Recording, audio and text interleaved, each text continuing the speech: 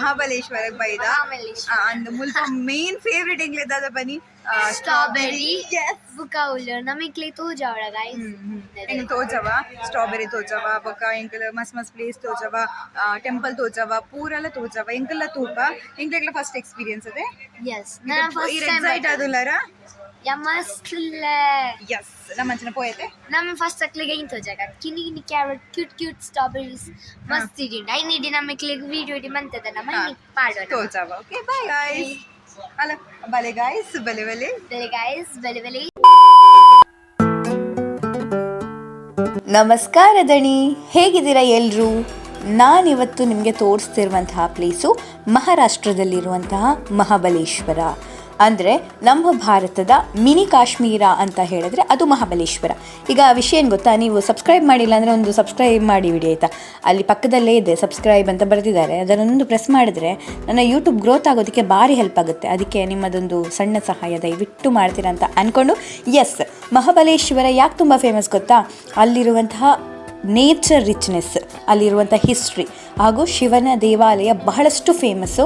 ದೇವಸ್ಥಾನಗಳು ತುಂಬ ಜಾಸ್ತಿ ಇದೆ, ಬೆಟ್ಟ ಗುಡ್ಡ ಕಾಡು ಜಾಸ್ತಿ ಇದೆ ಹಾಗೂ ಹಸಿರಿನಿಂದ ಕಂಗೊಳಿಸುತ್ತೆ. ನೀವೇನಾದರೂ ಚಳಿಗಾಲದಲ್ಲಿ ಮಳೆಗಾಲದಲ್ಲಿ ಅಲ್ಲಿ ಹೋದರೆ ನಿಮಗೆ ಸ್ವರ್ಗಕ್ಕೆ ಮೂರೇ ಗೇಣು, ಅಷ್ಟು ಚೆನ್ನಾಗಿರುವಂತಹ ಆ ಸ್ಥಳ.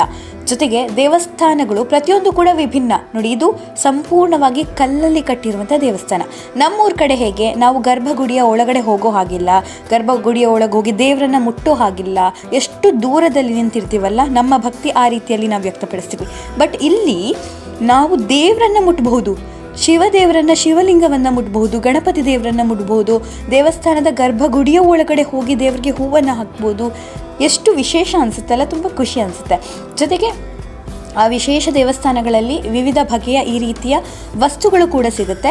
ನಮಗೆ ಏನಾದರೂ ಬೇಕು ಅಂತ ಹೇಳಿದ್ರೆ ಗಣಪತಿಯ ವಿಗ್ರಹ, ಕೃಷ್ಣ ವಿಗ್ರಹ, ಬೇರೆ ಬೇರೆ ವಿಗ್ರಹಗಳು ನಾವು ಪರ್ಚೇಸ್ ಮಾಡಬೇಕು ಅಂತ ಅಂದ್ಕೊಂಡಿದ್ರೆ ಅದನ್ನು ಕೂಡ ಮಾಡೋದಕ್ಕೆ ಸಾಧ್ಯ ಆಗುತ್ತೆ. ಸೊ ಇದು ಮಹಾಬಲೇಶ್ವರ ಟೂರಿಸ್ಟ್ ಪ್ಲೇಸ್ ಆಗಿರೋದ್ರಿಂದ ಇಂತಹ ವಸ್ತುಗಳನ್ನು ಕೂಡ ಇರ್ತಾರೆ. ಅದೀಗ ನೀವು ನೋಡ್ತಿದ್ದೀರಿ ಎಷ್ಟು ಚಿಕ್ಕದಿದೆ, ತುಂಬ ಕಾಸ್ಟ್ಲಿ ಇದೆ ಇದೆಲ್ಲ.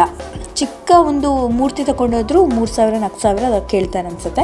ಈಗ ಈ ಒಂದು ದೇವಸ್ಥಾನದ ವಿಶೇಷತೆ, ಇದು ಕಲ್ಲಲ್ಲಿ ಕಟ್ಟಿದ್ದಾರೆ. ಜೊತೆಗೆ ಇದರಲ್ಲಿ ಎಷ್ಟೋ ನದಿಗಳ ನೀರು, ಆ ಒಂದು ಗುಂಡಿ ಇದೆ ನೋಡಿ, ನೀವು ಕಾಣ್ತಾ ಇದೆ, ಆ ಕೊಳ ಇದೆಯಲ್ಲ, ಆ ಕೊಳಕ್ಕೆ ಬಂದು ಬೀಳುತ್ತೆ. ಹಾಗಾಗಿ ಅದೊಂದು ಪವಿತ್ರ ಸ್ಥಳ ಅಂತಲೂ ಕೂಡ ಹೇಳ್ತಾರೆ. ಬೇರೆ ಬೇರೆ ನದಿಗೆ ಒಂದೊಂದು ಹೆಸರಿರೋದ್ರಿಂದ ಆ ಎಲ್ಲ ನದಿಯ ನೀರು ಒಂದು ಕಡೆ ಬಂದು ಸೇರುತ್ತೆ.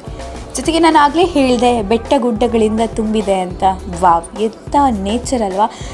ವಿಡಿಯೋದಲ್ಲಿ ಸ್ವಲ್ಪ ಕ್ಲಾರಿಟಿ ಕಮ್ಮಿ ಇರ್ಬೋದು, ಆದರೆ ನಾವು ಆ ಪ್ಲೇಸ್ಗೆ ಹೋದಾಗ ನಮಗೆ ಅಲ್ಲಿಂದ ಬರೋದಕ್ಕೆ ಮನಸ್ಸೇ ಆಗೋದಿಲ್ಲ. ನೋಡಿ, ಇಷ್ಟು ಬಿಸಿಲಿದೆ ಆದರೂ ತುಂಬ ತಂಪಗಿನ ಅನುಭವ ಅಲ್ಲಿ ಕೊಡುತ್ತೆ.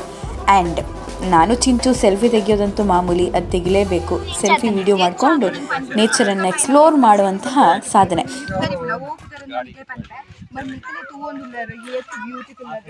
ಬೊಕ್ಕ ಊರದ ಅಕ್ಕಲ್ ಮಿನಿ ಬೊಂಬೆ ಹತ್ತಿನ ಅಕ್ಲಿಗೆ ಊರದನೆ ಫೀಲ್ ಅವ, ಅಂಚಿನ ಗಾಳಿ, ಅಂಚಿನ ಫುಲ್ ಒಂಜಿ ಊರದನೆ ಅಕ್ಲಿಗೆ ಕಾಡು.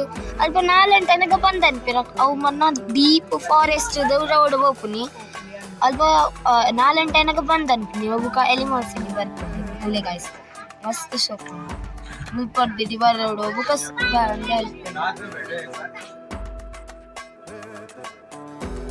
ಮಹಾಬಲೇಶ್ವರ ಬೆಟ್ಟಗುಡ್ಡಕ್ಕೆಲ್ಲ ಫೇಮಸ್ ಹೌದು, ಆದರೆ ವಿಶೇಷ ಏನು ಗೊತ್ತಾ, ಸ್ಟ್ರಾಬೆರಿ. ನನ್ನ ಲೈಫಲ್ಲಿ ನಾನು ಫಸ್ಟ್ ಟೈಮು ಗಿಡದಿಂದ ಸ್ಟ್ರಾಬೆರಿ ಕಿತ್ತು ತಿಂದಿರೋದು. ಆ್ಯಂಡ್ ನನ್ನ ಲೈಫಲ್ಲಿ ಫಸ್ಟ್ ಟೈಮ್ ನಾನು ಸ್ಟ್ರಾಬೆರಿ ತಿಂದಿದ್ದು ಫಸ್ಟ್ ಟೈಮ್ ಅಲ್ಲೇ ಮಹಾಬಲೇಶ್ವರದಲ್ಲೇ. ಇಷ್ಟು ವರ್ಷ ಆಗಿದ್ರು ನನಗೆ ಗಿಡದಿಂದ ಕಿತ್ತು ತಿನ್ನುವಂಥ ಒಂದು ಅನುಭವ ಇತ್ತಲ್ಲ, ಮಜಾ ಆಗಿತ್ತು. ಮತ್ತು ಇವರು ಪ್ಯಾಕ್ ಮಾಡ್ತಿದ್ರು, ಸೈಜ್ ಲೆಕ್ಕದಲ್ಲಿ ಪ್ಯಾಕ್ ಮಾಡ್ತಿದ್ರು. ನಾನು ಕೇಳಿದೆ, ಪ್ಲೀಸ್ ನನಗೊಂದು ಚಿಕ್ಕದಾಗಿರೋ ಸ್ಟ್ರಾಬೆರಿ ಆದರೂ ಕೊಡ್ಬೋದಾ ಅಂತ ಕೇಳಿದೆ. ಅವ್ರು ಹೇಳಿದರು, ಹಾಗೆಲ್ಲ ಕೊಡೋಕ್ಕಾಗಲ್ಲ ಮೇಡಮ್, ನಮ್ಮ ಬಾಸ್ ಬೇರೆಯವ್ರು ಇರ್ತಾರೆ, ಹಾಗೆ ಕೊಡೋಕ್ಕಾಗಲ್ಲ ಅಂತ ಹೇಳಿಬಿಟ್ಟು ನನಗೆ 5 ಸ್ಟ್ರಾಬೆರಿ ಕೊಟ್ಟರು. ನಾನು ಚಿಂಚು ಎಲ್ಲ ಸೇರ್ಕೊಂಡು ತಿಂದ್ವಿ ಅದನ್ನು. ಅಂದರೆ ಸ್ವಲ್ಪ ಮಂಗ ಮಾಡಿ ಕೇಳಿದೆ, ಸರ್ ಪ್ಲೀಸ್ ಸರ್ ಕೊಡಿ ಸರ್, ಅಂದರೆ ಹಿಂದಿಲಿ ಮಾತಾಡಬೇಕಿತ್ತು. ನಾನು ಹಿಂದಿ ನೋಡಿನೇ ನಾನು ಹಿಂದಿ ಕೇಳಿನೇ ಅವ್ರು ಕೊಟ್ಬಿಟ್ರು ಅನಿಸುತ್ತೆ. ಇರಲಿ ಇವಳಿಗೊಂದು ಕೊಟ್ಬಿಡೋಣ ಸ್ಟ್ರಾಬೆರಿ ಅಂತ. ಸೊ ಸ್ಟ್ರಾಬೆರಿ ತಿಂದಿರೋ ಅನುಭವ ಬಹಳಷ್ಟು ವಿಭಿನ್ನ, ತುಂಬ ಸ್ವೀಟಾಗಿತ್ತು. ಅಲ್ಲಲ್ಲಿ ಹೇಗೆ ಸ್ಟ್ರಾಬೆರಿ ಮಾಡ್ತಿದ್ರು ಅಂದರೆ, ನಮ್ಮಲ್ಲಿ ಇಲ್ಲಿ ಕಲ್ಲಂಗಡಿ ಮಾವಿನಕಾಯಿ ಎಲ್ಲ ಮಾಡ್ತಾರಲ್ಲ, ಆ ರೀತಿ ಸ್ಟ್ರಾಬೆರಿ ಮಾಡ್ತಾಯಿದ್ರು. ಆ್ಯಂಡ್ ಈ ವೀವ್ ನೋಡಿ, ನಾವು ಫಿಲ್ಮಲ್ಲೆಲ್ಲ ನೋಡಿರ್ತೀವಲ್ಲ, ಆ ವೀವ್ ಇದೆ ಇಲ್ಲಿ. ಜೊತೆಗೆ ನಾವು ಸಮುದ್ರಕ್ಕೂ ಕೂಡ ನಮ್ಮ ಬೋಟಿಂಗ್ ಮನ್ಪುಜ ನಮ್ಮ ಹಾರ್ಸ್ ರೈಡಿಂಗ್ ಮಲ್ಪುವ ಹಾರ್ಸ್ ರೈಡಿಂಗ್ ಮಲ್ಪನೆ ಇಜ್ಜ ಗೊತ್ತುಜಿ ಬಟ್ ಮೊಕ್ಲೆ ಪೂರ ತೋಜಗ ಎಂಚ ನಡ್ತೊಂದು ನಾವು ಮತ ಕ್ಲಿಯರ್ ಆದ ನೀಟಾಗಿ ಏತ್ ಶೋಕ್ತ ನೇಚರ್ ಉಂಡು ಏತ್ ಶೋಕ್ತ ಪ್ಲೇಸ್ ಉಂಡು ಸಣ್ಣ ಕಿಸ್ಲ ಮಲ್ತೊಂದು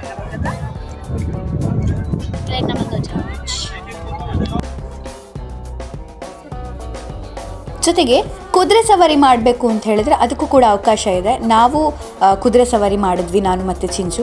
ಈ ಕುದುರೆಗೆ ಬೇರೆ ಬೇರೆ ಹೆಸರಿದೆ. ಯಾವೆಲ್ಲ ಹೆಸರಿದೆ ಇಮ್ಯಾಜಿನ್ ಮಾಡ್ಕೊಳ್ಳಿ. ಅಂತೆ ಧೋನಿ ಅಂತೆ, ಸಚಿನ್ನು, ಆಮೇಲೆ ಬಾಹುಬಲಿ, ಆಮೇಲೆ ಈ ಥರ ಬೇರೆ ಬೇರೆ ಹೆಸರು ಕುದುರೆಗೆ ಇಟ್ಟಿದ್ದಾರೆ. ನಾವು ರಿಕ್ವೆಸ್ಟ್ ಮಾಡಿದ್ವಿ ಕುದುರೆನ ಈ ಥರ ಮಾಡಿ ಅಂತ.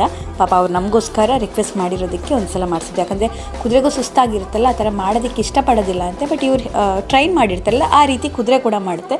ಕುದುರೆ ಸವಾರಿ ಅಂತೂ ಬೊಂಬಟಾಗಿತ್ತು. ವಾವ್, ನೋಡಿ ಸ್ಟ್ರಾಬೆರಿ, ಈಗಲೂ ನನಗೆ ಬಾಯಲ್ಲಿ ನೀರು ಬರುತ್ತೆ. ಇದು ಒಂದೇ ಕಡೆ ಎಲ್ಲೆಲ್ಲ ಹೀಗೆ ಎಲ್ಲೆಲ್ಲೋ ಸ್ಟ್ರಾಬೆರಿ ಇಟ್ಟಿರ್ತಾರೆ. ಅದೆಲ್ಲ ನೋಡಾದಮೇಲೆ ನಾವು ಸನ್ಸೆಟ್ ಪಾಯಿಂಟಿಗೆ ಹೋದ್ವಿ ಸನ್ಸೆಟ್ ನೋಡೋದಕ್ಕೆ ಅಂತ. ಅದಂತೂ ಸೈಕ್ಕಾಗಿತ್ತು, ಎಷ್ಟು ಚೆನ್ನಾಗಿತ್ತು ಆ ವ್ಯೂ ಅಂದರೆ. ಅಲ್ಲೇ ನಾವು ಮನೆ ಕಟ್ಕೊಂಡು ಇದ್ಬಿಡೋಣ ಅಂತ, ಅಷ್ಟು ಕಾಡದು. ಆ ಕಾಡಲ್ಲಿ ನಾವು ಹಾಗೆ ಇರೋಣ ಅಂತ ಅನಿಸ್ಬಿಡ್ತಿತ್ತು. ಅಷ್ಟು ಒಂದು ಮನಸ್ಸಿಗೆ ಮುದ ನೀಡುವಂತಹ ಸ್ಥಳ. ಅದಕ್ಕೆ ನೇಚರ್ ನಮ್ಗೆ ಯಾಕೆ ಹತ್ತಿರ ಆಗುತ್ತೆ ಅಂದರೆ ನಾವು ಯಾವತ್ತೂ ನೇಚರಲ್ಲಿ ಇರೋಣ ಅಂತ ಅನಿಸುತ್ತೆ. ನೋಡಿ, ಇದು ಒಂದು ಪಾರ್ಕ್ ಆ್ಯಕ್ಚುಲಿ. ಆ ಪಾರ್ಕು ಕೂಡ ಕಾಡಲ್ಲೇ ಇರೋ ಥರ ಅನುಭವ. ಈ ನೀರು ಇದೆಯಲ್ಲ ಎಷ್ಟು ತಂಪಾಗಿತ್ತು ಅಂದರೆ ನಾವು ಫ್ರಿಜ್ಜಲ್ಲಿ ತೆಗೆದಿರೋ ನೀರು ಹೇಗಿರುತ್ತಲ್ಲ ಅಷ್ಟು ತಂಪಾಗಿತ್ತು. ಈ ಪಾರ್ಕ್ ವ್ಯೂವನ್ನು ಕೂಡ ನಾನು ನಿಮಗೆ ತೋರಿಸ್ತಾ ಇದ್ದೀನಿ ನೋಡಿ. ನಾರ್ಮಲಿ ನಮ್ಮ ಪಾರ್ಕ್ ಹೇಗಿರುತ್ತೆ ಹಾಗೇ ಇದೆ. ಅದೇ ಯುನೀಕ್ ಏನು ಅಂದರೆ ಇದು ಕಾಡಲ್ಲಿ ಕಟ್ಟಿದ್ದಾರೆ. ಈ ಪಾರ್ಕನ್ನು ಕ್ರಿಯೇಟ್ ಮಾಡಿರೋದು ಕಾಡಲ್ಲಿ. ಸ್ವಲ್ಪ ನಾಡು ಕಾಡು ಮಿಶ್ರಿತವಾಗಿರುವಂಥ ಪಾರ್ಕ್ ಇದು. ಜೊತೆಗೆ ಅಲ್ಲಿ ಬೋಟಿಂಗ್ ಕೂಡ ವ್ಯವಸ್ಥೆ ಮಾಡಿದರು ನೋಡಿ. ನಿಮ್ಗೆ ಕಾಣಿಸ್ತದೆಯೋ ಇಲ್ವೋ ಗೊತ್ತಿಲ್ಲ, ಬೋಟಿಂಗ್ ಕೂಡ ಮಾಡ್ತಿದ್ದಾರೆ. ನಾವು ಬೋಟಿಂಗ್ ಮಾಡಲಿಲ್ಲ, ಯಾಕಂದರೆ ತುಂಬ ಚಾರ್ಜ್ ಸ್ವಲ್ಪ ಹೆವಿ ಮಾಡಿದ್ರು ಅನಿಸುತ್ತೆ. ನಮ್ಮ ಬಜೆಟ್ ಅಷ್ಟಿರಲಿಲ್ಲ, ಸೊ ನಾವು ಬೋಟಿಂಗ್ ಮಾಡಲಿಲ್ಲ. ಪಾರ್ಕ್ ಎಂಟ್ರಿ ಫೀಸ್ 35 ರೂಪಾಯಿ ಇತ್ತು. ಪಾರ್ಕಿಗೆ ಹೋಗಿ ಅಲ್ಲಿ ಎಂಜಾಯ್ ಮಾಡಿದ್ವಿ. ಮತ್ತು ಇದು ಮ್ಯಾಪ್ರೋ. ಹಾಂ, ಮ್ಯಾಪ್ರೋ. ಹಾಂ ಹಾಂ ಹಾಂ ಮಾತ್ರ ಆ ಸೈಡ್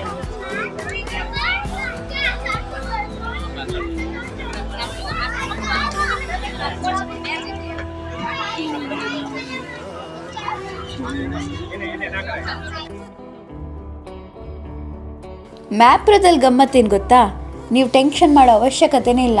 ಅಲ್ಲಿ ಬೇರೆ ಬೇರೆ ಟೈಪ್ ಆಫ್ ತಿಂಡಿ, ಚಾಕ್ಲೇಟು, ಜ್ಯೂಸ್ ಇದೆಲ್ಲನೂ ಕೂಡ ಮಾರೋದಕ್ಕೆ ಇಟ್ಟಿರ್ತಾರೆ.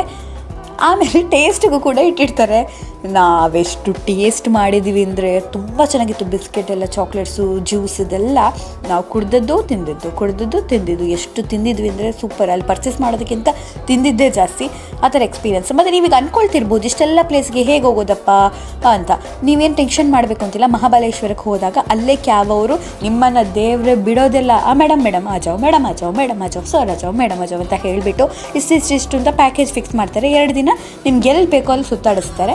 ಇಷ್ಟು ಪ್ಯಾಕೇಜ್ ಅಂತ ಹೇಳಿದಾಗ ನಾವು ಒಂದು 5 ಜನ ಹೋಗಿದ್ದೆ. ನಮಗೆ ಅಫೋರ್ಡೆಬಲ್ ಆಗಿರುತ್ತೆ. ಒಬ್ಬೊಬ್ಬರಿಗೆ 500 ರೂಪಾಯಿ, 1000 ರೂಪಾಯಿ ಆ ಥರ ಬೀಳುತ್ತೆ. ಆ್ಯಂಡ್ ಕುದುರೆ ಸವಾರಿ ಮಾಡಿದ್ವಿ. ಜಟಕ ಕುದುರೆ ಹತ್ತಿ ಪ್ಯಾಟೆಗ ಗೊಮ್ಮ ಅಂತ ಹೇಳುವಾಗೆ ನಾವು ಜಟಕ ಕುದುರೆ ಹತ್ತಿ ಒಂದು ಕೇವ್ ನೋಡೋಕ್ಕೆ ಹೋದ್ವಿ, ಗುಹೆ ನೋಡೋಕ್ಕೆ ಹೋದ್ವಿ. ಗುಹೆ ಬಹಳಷ್ಟು ಚೆನ್ನಾಗಿತ್ತು. ಈ ಕುದುರೆ ಹೆಸರು ರಾಣ ಅಂತ. ನನಗೆ ಫೇವ್ರೇಟು. ತುಂಬ ಸ್ಮೈಲ್ ಅಂದರೆ ಸೌಂಡ್ ಮಾಡುತ್ತಲ್ಲ ಅದೆಲ್ಲ ಮಾಡ್ತು ರಾಣ ನನಗೋಸ್ಕರ. ಜೊತೆಗೆ ನೋಡಿ, ಇದು ಹಿಂದುತ್ವ ಸಾರುವಂತಹ ಕೋಟೆ, ಗುಹೆ. ಈ ಗುಹೆಯನ್ನು ಕೂಡ ನೋಡೋದಕ್ಕೆ ಹೋದ್ವಿ. ಎಷ್ಟು ಬಿಸಿಲು ಕಾಣಿಸ್ತಾ ಇದೆಯಲ್ಲ, ಆ ವ್ಯೂ ಅಂತೂ ಸಖತ್ತಿತ್ತು. ಆ ತಂಪ ಅನುಭವ ಇತ್ತು. ಈ ಗುಹೆ ಕೂಡ ನೀವು ನೋಡ್ತಾ ಇದ್ದೀರಾ. ಹಾಗಾಗಿ ಮಹಾಬಲೇಶ್ವರ, ಮುಂಬೈ ಅಂದರೆ ಮಹಾರಾಷ್ಟ್ರ ಮುಂಬೈಯಿಂದ, ಈಗ ನಾವು ನವಿ ಮುಂಬೈಯಿಂದ 8 ಗಂಟೆ ಜರ್ನಿ. ಹಾಗೆ ನೀವು ಅಲ್ಲಿ ಹೋದ್ಮೇಲೆ ರೂಮ್ ವ್ಯವಸ್ಥೆಗಳು ಕೂಡ ಚೆನ್ನಾಗಿರುತ್ತೆ. ನಿಮ್ಗೆ ಯಾವುದೇ ರೀತಿಯ ಟೆನ್ಷನ್ ಆಗೋದಿಲ್ಲ. ಯಾವುದೇ ಪ್ಲ್ಯಾನಿಂಗ್ ಇಲ್ಲದೆ ಕೂಡ ನೀವು ಅಲ್ಲಿ ಹೋಗ್ಬೋದು. ಯಾಕಂದರೆ ಅವರೇ ನಿಮ್ಮನ್ನು ಎಲ್ಲಿ ಬೇಕಲ್ಲಿ ಸುತ್ತಾಡಿಸ್ತಾರೆ. ನಿಮ್ಮ ಫೇವ್ರೇಟ್ ಯಾವ ಪ್ಲೇಸ್ಗಳಿದೆ, ಯಾವ್ಯಾವ ಪ್ಲೇಸ್ಗೆ ಹೋಗ್ಬೋದು ಅಂತ ಹೇಳ್ತಾರೆ. ಸೊ ಅಲ್ಲಿ ಫೇವ್ರೇಟಾಗಿ ನನಗೆ ತುಂಬ ಬೆಸ್ಟ್ ಅನಿಸಿದ್ದು ಸ್ಟ್ರಾಬೆರಿ ಪ್ಲೇಸಸ್ಸು, ನೇಚರ್, ಟೆಂಪಲ್, ಜೊತೆಗೆ ಮುಖ್ಯವಾಗಿ ಐಸ್ ಕ್ರೀಮು. ಸೂಪರು, ಒಂದು ಪ್ಯೂರ್ ಅಲ್ಲೇ ಮಾಡಿಕೊಡ್ತಾರೆ ಐಸ್ ಕ್ರೀಮ್. ಅದು ತಿನ್ನಬೇಕು, ಮಜವಾಗಿರುತ್ತೆ. ಸೊ ಇದೆಲ್ಲವನ್ನು ಕೂಡ ನೀವು ಎಂಜಾಯ್ ಮಾಡಬಹುದು ಮಹಾಬಲೇಶ್ವರಕ್ಕೆ ಹೋದರೆ. ಸೊ ನಿಮ್ಗೆ ಇಷ್ಟ ಆಯಿತಾ ವಿಡಿಯೋ? ಹಾಗಾದರೆ ಲೈಕ್ ಮಾಡಿ, ಶೇರ್ ಮಾಡಿ, ಸಬ್ಸ್ಕ್ರೈಬ್ ಮಾಡಿ ಪ್ಲೀಸ್. ಬೇಗ 1000 ಸಬ್ಸ್ಕ್ರೈಬರ್ ಆದರೆ ಗೌಜಿರುತ್ತೆ. Thank you.